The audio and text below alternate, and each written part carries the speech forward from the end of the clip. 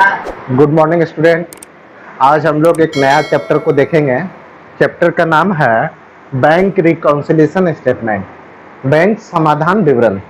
Bank reconciliation statement क्यों बनाया जाता है, इसका आशय क्या है और बनाने का प्रक्रिया क्या है, इन सारा तत्वों को हम लोग समझने से पहले कुछ हम लोग चर्चा करना चाहेंगे, जिनसे पता चल पाएगा कि स्टेटमेंट बनाने का आखिर जरूरत क्या पड़ा और क्यों पड़ा, और दूसरा बनाने का प्रक्रिया क्या होगा, वो चीज का भी हम लोग उसमें चर्चा करेंगे। सबसे पहले हम लोग चर्चा करते हैं, हम लोग कैश बुक ऑलरेडी कवर कर चुके हैं। कैश बुक जनरली हम लोग कैश बुक बनाते थे, सिंगल कॉलम डबल कॉलम बनाए हुए हैं। तो डबल कॉलम में कैश और बैंक का कॉलम हम लोग का रहता था, एक कैश के लिए और एक बैंक के लिए रहता था। कैश का हम लोग पहले रखते थे और बैंक का बाद में, और जितना लेन देन होता था सारा को यहाँ पुटअप करते थे। इसी तरह हम लोग का जो बैंक में खाता है, बैंक भी हम लोग का एक स्टेटमेंट रखता है, जिसको हम लोग क्या नाम से जानते हैं, पासबुक, बैंक स्टेटमेंट।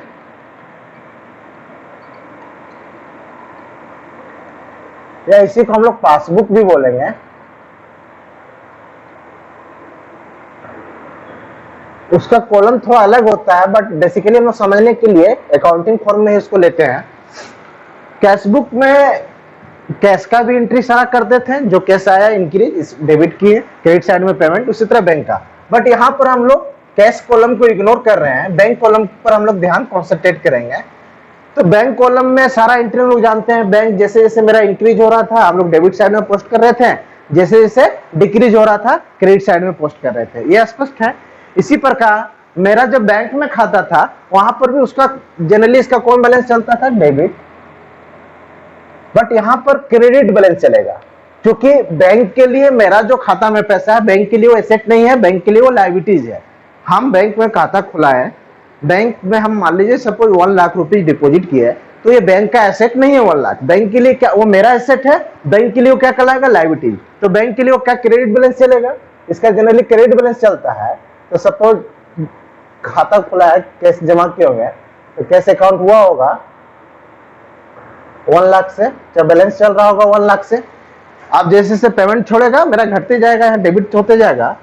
तो यहाँ पर मान लीजिए 60,000 का एक एंट्री है, 1,40,000 का एक एंट्री है डेबिट में, और बैंक में खाता जो खुला है, मान लीजिए बैंक में यहाँ सपोज बैलेंस चल रहा है, मेरा पासबुक का क्रेडिट बैलेंस चलेगा, तो क्रेडिट बैलेंस चल रहा है, तो by balance DD by balance DD, इसका डेबिट बैलेंस चल रहा है। इसका बैलेंस हम लोग आज के डेट में देख रहे हैं, एक पर्टिकुलर डेट पर, मान लीजिए 31 मार्च 31 मार्च को हम लोग बैलेंस देख रहे हैं 2020। यहाँ पर भी 31 मार्च 2020 होना क्या चाहिए, ये मेरा ही बैंक का ये स्टेटमेंट है। ये किसके द्वारा तैयार किया गया, बैंक के द्वारा, और कैश बुक मेरे द्वारा तैयार किया गया। तो यहाँ पर फाइनली मेरा बैलेंस दिख रहा है 2 लाख सपोज है, और बैलेंस यहाँ दिख रहा है मेरा 50,000।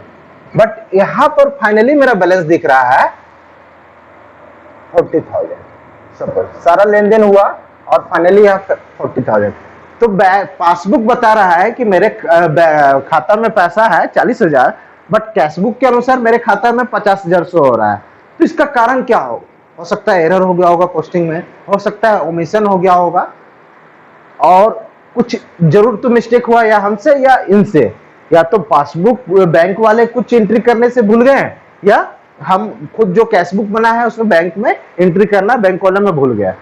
एक कारण यह हो सकता है कि हमने बैंक ने कुछ मेरा डायरेक्ट पेमेंट कर देता है बैंक, जैसे बैंक को हम अपना LIC प्रीमियम के लिए कह रखे हैं कि फलाना तारीख को मेरा LIC प्रीमियम मेरे खाते से आप डायरेक्ट पेमेंट कर दीजिए। इस तरह के डायरेक्ट पेमेंट का नाम दिया जाता है स्टैंडिंग इंस्ट्रक्शन। बैंक मेरा मकान किराया, मेरा वाटर टैक्स, मेरा जो रेगुलर इंटरवल पर जो खर्चा हो वो पेमेंट कर देता है मान लीजिए। तो मेरा कुछ चार्जेज बैंक या बैंक हो सकता है कुछ चार्जेज भी काट रहा है, तो उसके कारण से 10,000 का जो लोचा हुआ, हो सकता है बैंक ने डिडक्ट कर लिया और हमको इन्फॉर्मेशन नहीं मिला खाता बनाने के दिन तक तो मेरे यहाँ पैसा नहीं घटा, बढ़ा हुआ है, ये हो सकता है। या कोई व्यक्ति डायरेक्ट मेरे खाता में जाके पैसा जमा कर दिया मगर हमको सूचना नहीं मिला है, जिस कारण से मेरा कोई व्यक्ति को डायरेक्ट हम लोग पेमेंट कर दिया बैंक के द्वारा, जिसको स्टैंडिंग इंस्ट्रक्शन कहा गया है, और पासबुक का पैसा नहीं घटा है।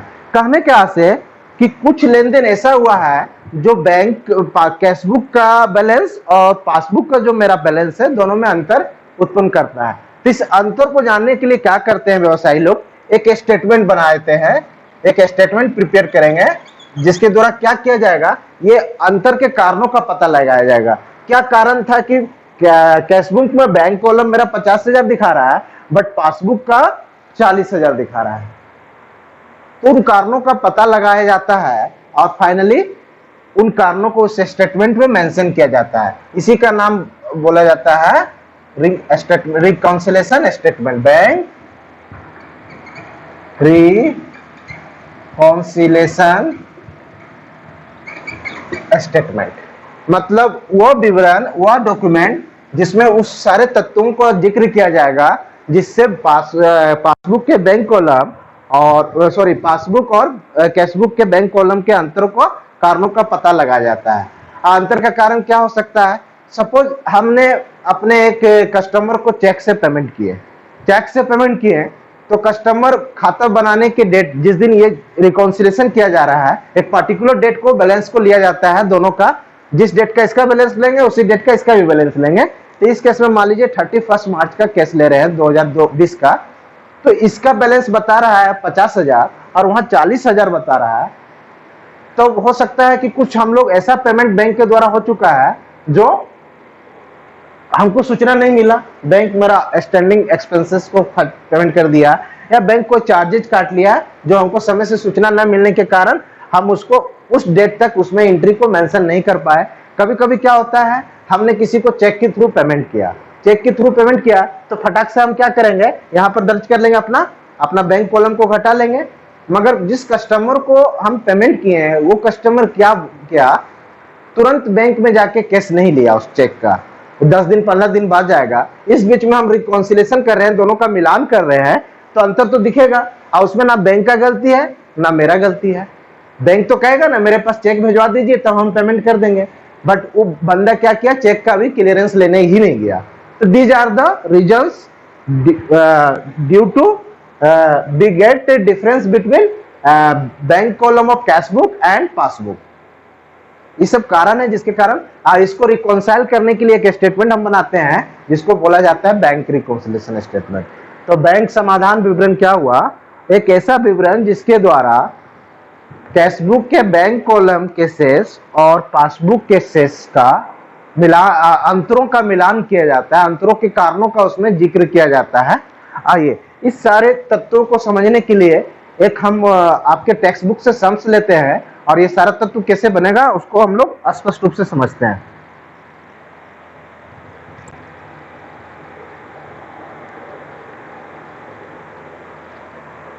क्योंकि अकाउंटिंग में अगर दोनों में डिफरेंस है तो कहीं ना कहीं एक डाउट क्रिएट करता है कि कहीं ना कहीं एरर हो गया, कहीं ना कहीं ओमिशन हो गया, अतः उन कारणों का जानना बहुत जरूरी है, नहीं तो मेरा अकाउंटिंग क्या होगा, विश्वसनीयता खो देगा, नीट एंड क्लीन नहीं रह पाएगा। अतः हम लोग बैंक रिकॉन्सिलेशन स्टेटमेंट बना के उन कारणों का पता लगाते हैं। यहाँ पर है the cash book of Ramesh showed a balance of 90,000। इससे पहले हम लोग एक चीज चर्चा कर लेते हैं, बैंक का हमेशा कौन बैलेंस चलता है, डेबिट बैलेंस चलेगा, ये बढ़ेगा तो और ये घटेगा तो क्रेडिट। इसी तरह पासबुक में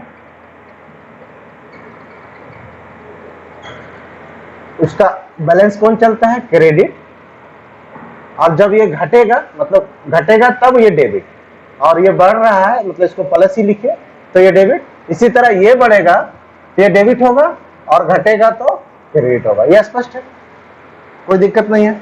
जैसे जैसे मेरा एसेट बढ़ेगा, मगर ये बैंक चूंकि इसको बनाती है और बैंक के लिए क्या है, ये लायबिलिटीज है, तो जैसे जैसे इंक्रीज जैसे बढ़ेगा तो ये क्या होगा, क्रेडिट होगा, और जैसे घटेगा डेबिट होगा। स्पष्ट है, दोनों का उल्टा होता है, क्योंकि ये बैंक के लिए लायबिलिटीज है। बैंक में मेरा जो खाता है, जो मेरा उसमें पैसा है, बैंक की लिएबिलिटीज है, जब जब खाता में पैसा डालेंगे इंक्रीज होगा तो डेबिट होगा, जब जब वहां से निकालेंगे डिक्रीज होगा तब वो डेबिट होगा, और इंक्रीज होगा तो क्रेडिट होगा।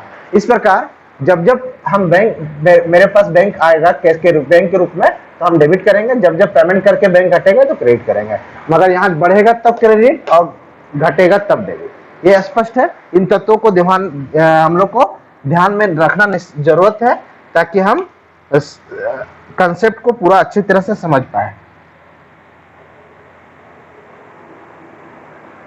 अब हम लोग क्वेश्चन पे आते हैं। क्वेश्चन है the cash book of Ramesh showed a balance of ₹790। Showed a balance of ₹790 का मतलब डेबिट बैलेंस होगा कैश बुक का। Did not agree with the balance shown by the passbook. ठीक है, from the following particulars ascertain the balance as per passbook. हमको passbook का balance पता लगाने का बोला गया है, तो यहाँ पर कारण बता दिया गया है।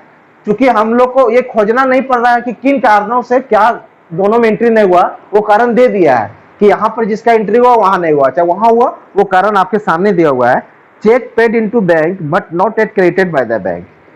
दूसरा है cheque issued but not yet presented for payment, bank charges debited by the bank not enter in the cash book, interest allowed by the bank not yet enter in cash book, amount collected by the bank as dividend not enter in the cash book.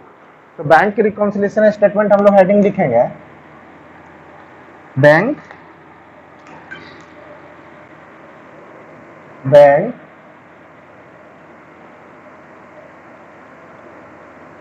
Reconciliation statement as on particular, जिस date को हम लोग मिलान कर रहे हैं वो date mention रहेगा। इसमें हम लोग एक प्लस का कॉलम बनाएंगे और एक माइनस का कॉलम बनाएंगे।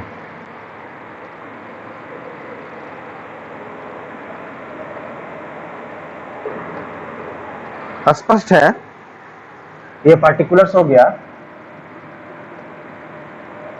हमको बैलेंस दिया है इसका balance as per cash book, तो डेबिट बैलेंस होगा प्लस बैलेंस होगा, बैलेंस एज पर कोई डेबिट क्रेडिट ना, स्टेटमेंट रूप में बनाना है। इस पर कैश बुक कितना है, balance as per cash book आपका दिया हुआ है 790। अब हमको किसका बैलेंस चाहिए, पासबुक का। तो सारा इफेक्ट को हम देखेंगे पासबुक पर इफेक्ट क्या हुआ, जिसके पास हमको पहुंचना है तो सारा जो ट्रांजेक्शन होगा उसका इम्पैक्ट देखेंगे पासबुक पर क्या बढ़ा है। ऐसे तो दोनों सेम होना चाहिए, मगर उसके कारण से अंतर हुआ है तो उस अंतर का हम पासबुक पर देखेंगे और उसी के अनुसार एडलेस करेंगे। जैसे पहला है cheque paid into bank but not yet credited by the bank. Cheque paid into bank but not yet credited by bank, मतलब चेक जमा किए मगर बैंक ने उसको क्रेडिट अभी तक नहीं किया है। मतलब चेक में हम पैसा अपने खाता में चेक के थ्रू जमा कर रहे हैं, मान लीजिए कोई कहीं से हमको पेमेंट आया होगा चेक के रूप में, उसको हम खाता में डिपॉजिट कर दिए ताकि मेरा खाता में वो कैश होकर बैंक का कॉलम बढ़ जाए, तो बैंक अभी तक क्रेडिट नहीं किया है। इसका मतलब पासबुक में पैसा मेरा कम दिख रहा होगा, वहां घटा होगा। क्रेडिट करता तो बढ़ जाता, वहां घटा होगा। इसका मतलब सोचने वाली बात है, जो चेक हम खाता में जमा किए उसे हम क्या किए होंगे, बैंक कॉलम अपना कैशबुक का बढ़ा लिए होंगे, क्योंकि उसमें एंट्री हम करते हैं। मगर मेरे पासबुक में एंट्री कौन करता है, बैंक, और बैंक अभी तक क्रेडिट नहीं किया है। इसका मतलब मेरे खाता में पासबुक में पैसा नहीं बढ़ा है, पासबुक में पैसा नहीं बढ़ा है मतलब घटा हुआ है। यहां पर इसको आज लेस कर देंगे। चेक क्या है, पेड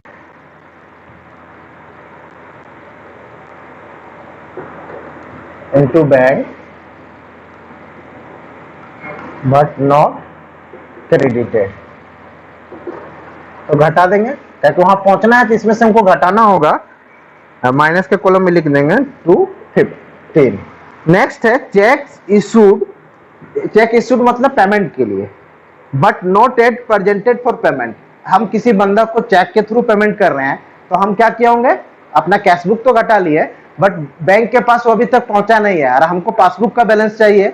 जो चीज का बैलेंस दिया मिलान कर रहे हैं हम, कैशबुक से पासबुक के अंतर का कारण खोज रहे हैं, तो उल्टा काम करेंगे। क्या हुआ है, पासबुक में अभी तक पेमेंट के लिए नहीं गया है, इसका मतलब पासबुक मेरा बढ़ा हुआ है। बढ़ा हुआ है तो यहां भी हम बता लेंगे check issued but not yet presented for payment। इसका मतलब वहां मेरा गया ही नहीं है, तो पासबुक मेरा बढ़ा हुआ है, तो यहां पे हम बढ़ा लेंगे 255। नेक्स्ट है प्लस वाला हम लिख लें, मतलब ऐड कर दिए। Bank charges debited by the bank not eight inter in the cash book. Bank quarterly ATM सुविधा देती है, चाहे बहुत तरह का सुविधा देती है, चेक प्रोवाइड करती है, चाहे मिनिमम बैलेंस भी हो गया, कुछ बैंक चार्ज अपने सेवा के बदले काटती है कोई लेन देन में। तो 5 रुपए का बैंक चार्ज काटा, मतलब मेरा पासबुक घट गया, बट हमको सूचना नहीं मिला है, कैशबुक में हम इंटर नहीं कर पाए, तो वहां घटा हुआ है, तो यहाँ भी घटा देंगे। हम सारा कैशबुक के बैलेंस से चल रहे हैं, तो हमको पासबुक से इसका मतलब मिलान कर रहा है, तो सारा एंट्री का हम लोग पासबुक के व्यू से सोचेंगे, पासबुक में क्या हुआ, पासबुक में घटा हुआ इस एंट्री से, तो यहां भी घटाएंगे। बैंक